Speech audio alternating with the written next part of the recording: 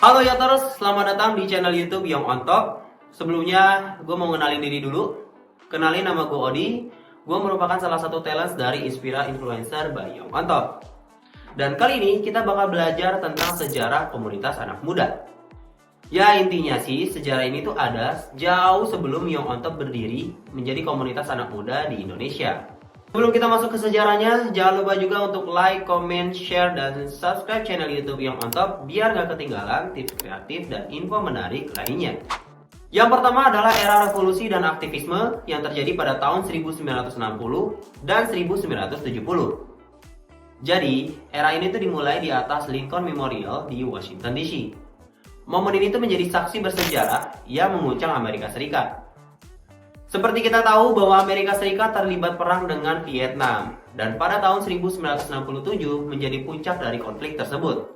Di tengah pertempuran sengit itu, ratusan ribu orang berkumpul dari berbagai lapisan masyarakat di Lincoln Memorial.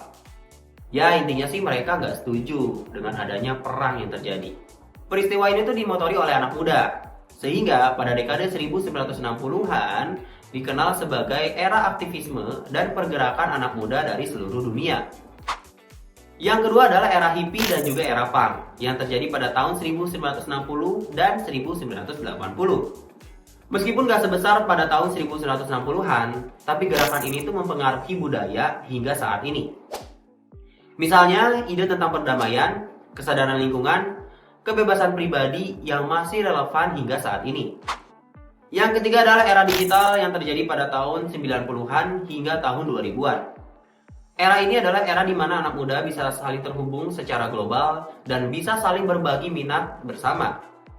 Mereka juga udah mulai membentuk komunitas-komunitas sesuai dengan isu sosialnya, hobi, dan minat bakat mereka. Berkat adanya internet, kemungkinan untuk kita bertemu dengan orang yang satu frekuensi itu juga bisa lebih besar. Sama kayak Young on Top, yang berawal dari program digital.